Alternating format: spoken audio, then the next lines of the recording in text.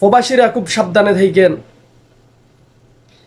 কোটা বিরোধী আন্দোলন করতে গিয়ে দুবাইতে 57 জনের আসলে বিভিন্ন প্রকারের সাজা হয়েছে, তার ভিতরে 3 জনের আসলে যাবজ্জীবন হয়েছে। এই খবরটি প্রকাশ করেছে আসলে বিবিসি। দেখেন, প্রবাসে যারা আছেন আসলে আমরা পেটের জন্য এখানে আসি, ফ্যামিলি এবং দেশ পরিবারের লোকদেরকে রেখে আমরা আসলে এখানে কর্মের জন্য আসি।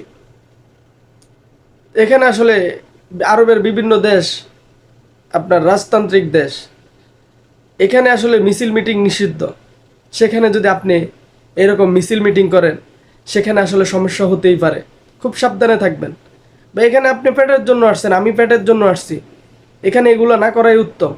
যারা ন্যায়ের পক্ষে কাজ করে তাদেরকে নৈতিকভাবে সমর্থন দিয়ে যান, এভাবে মিছিল মিটিং করেন না ভাই।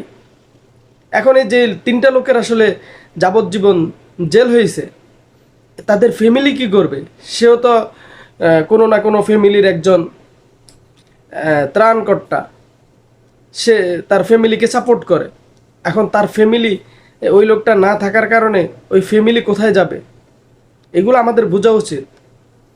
এর থেকে আসলে দূরে থাকাটা অনেক বেটার আমি মনে করি। আপনি আপনার যেই কোনো দল, যেই কোনো পার্টি কোনো একটা যৌক্তিক আন্দোলন করলে এটাকে আপনারা নৈতিকভাবে সমর্থন দিয়ে যান। এইভাবে মিছিল মিটিং করেন না, নিজের জীবনকে বিপদগ্রস্ত করবেন না এবং আপনার ফ্যামিলিকে বিপদে ফেলবেন না। এই যে যাদের ফ্যামিলি আজকে কত বিপদে আছে, তাদের ফ্যামিলি, এই যে 3টা লোকের যাবজ্জীবন জেল, তাদের ফ্যামিলি গিয়া দেখেন হয়তো বা কোথাও না কোথাও কোনো সমস্যায় আছে। আমাদের সবারই ফ্যামিলিতে সমস্যার কারণেই তো আমরা বিদেশে আসি। সেই জায়গায় আমরা আসলে এগুলা করা ঠিক না। বা এগুলো আপনারা করেন না, প্লিজ করেন না। আপনারা এগুলা থেকে বিরত থাকেন এবং যৌক্তিক কোনো আন্দোলন আপনারা নৈতিকভাবে সমর্থন দিয়ে যান।